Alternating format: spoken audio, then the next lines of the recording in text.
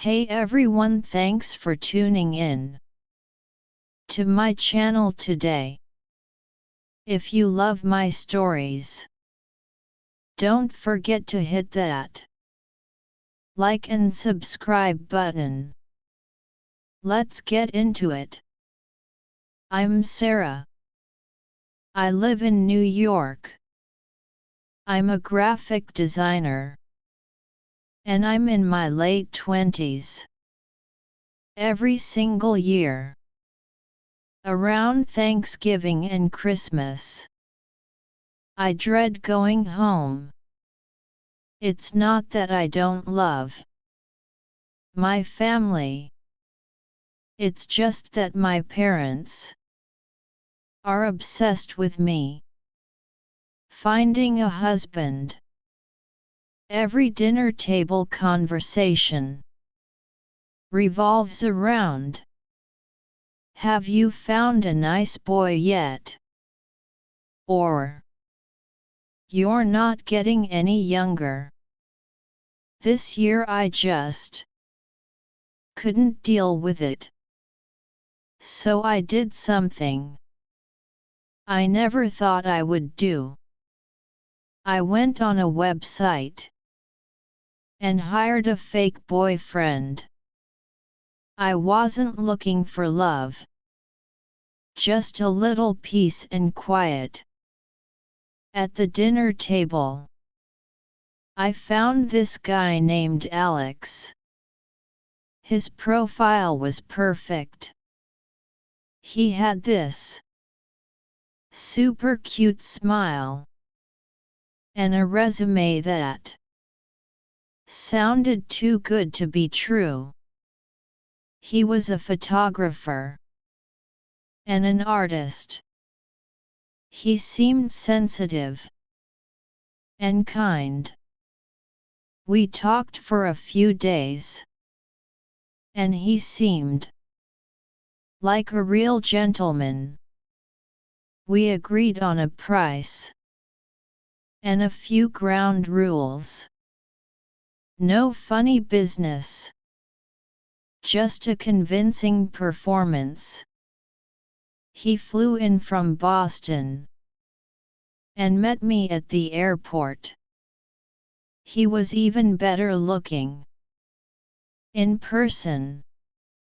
He had this charming laugh and eyes that seemed to sparkle.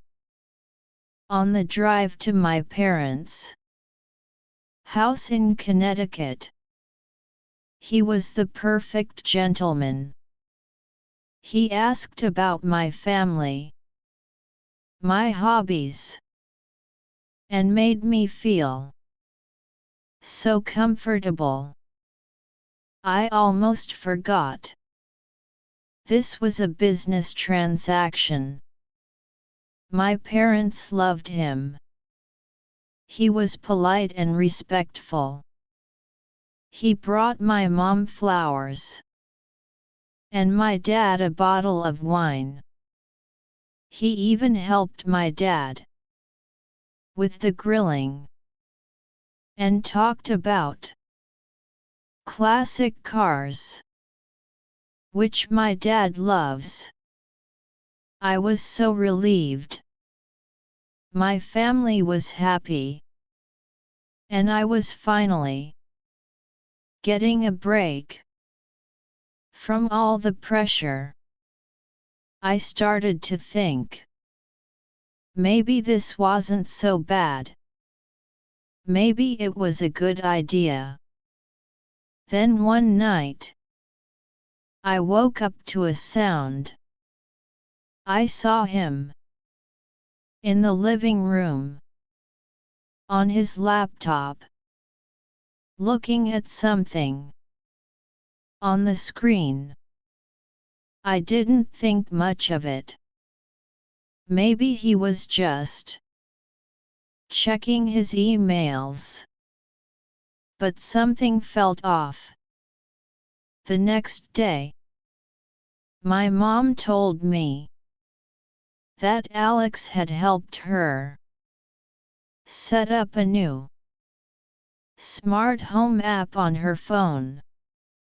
I thought it was a little strange, but I didn't say anything. That night, after we got back from visiting my aunt, he seemed really quiet. He sat on the couch and kept checking his phone. His face was pale. I asked him what was wrong. He just shook his head. Nothing. Just a work emergency. But I knew he was lying. A few minutes later, he got a call. He went outside to take it. I couldn't help myself. I stood near the door and listened. I heard him talking in a low voice. Mom, you have to be kidding me. A brain tumor. How is that possible?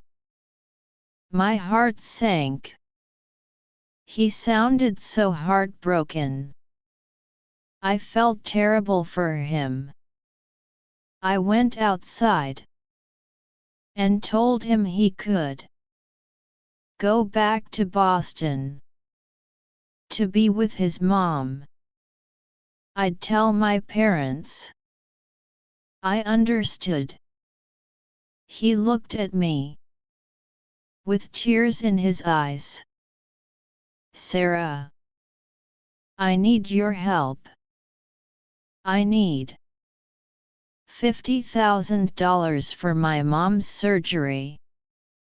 I know it's a lot, but I don't have anyone else. I was speechless.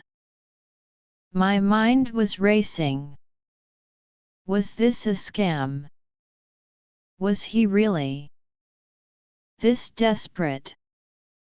My heart was telling me to trust him, but my gut was screaming, run.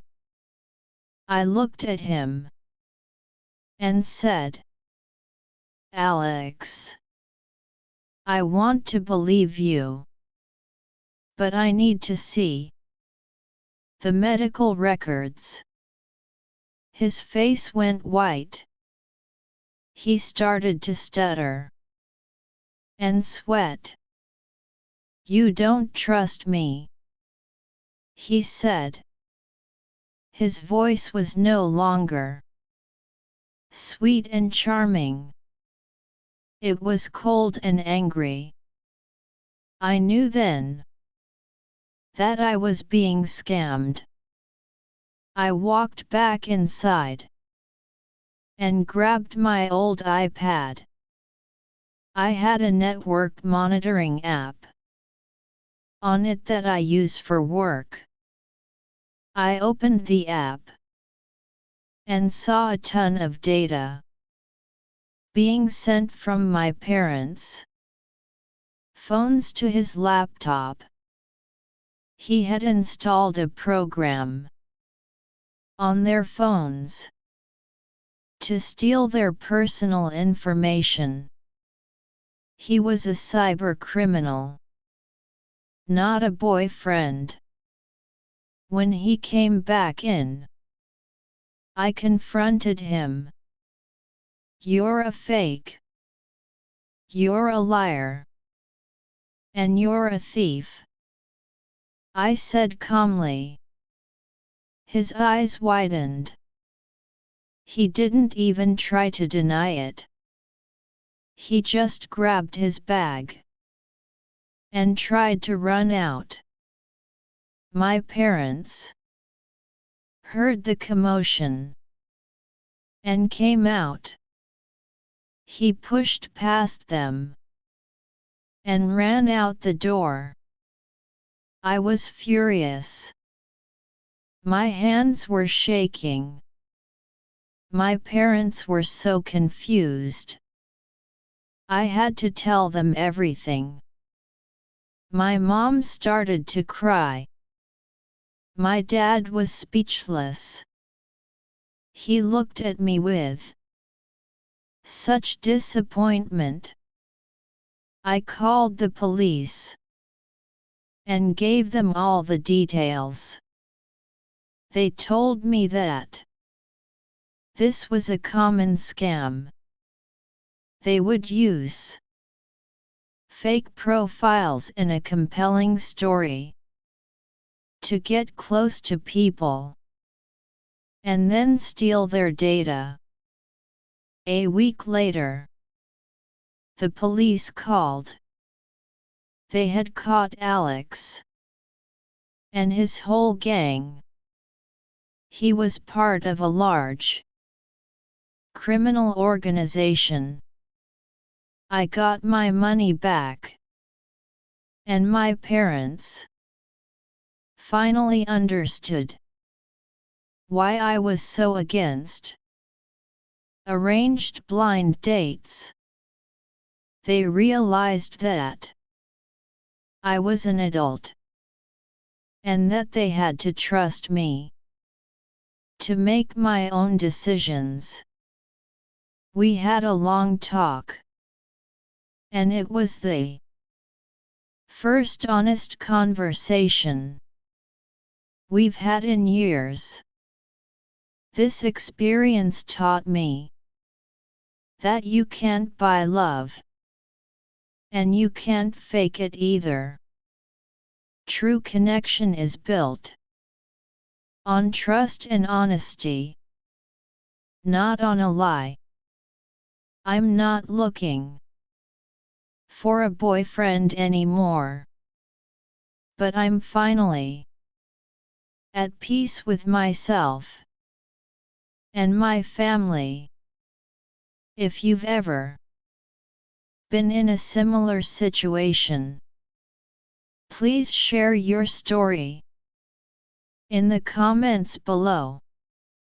Let's connect and support each other. Thanks for watching, and I'll see you in the next video.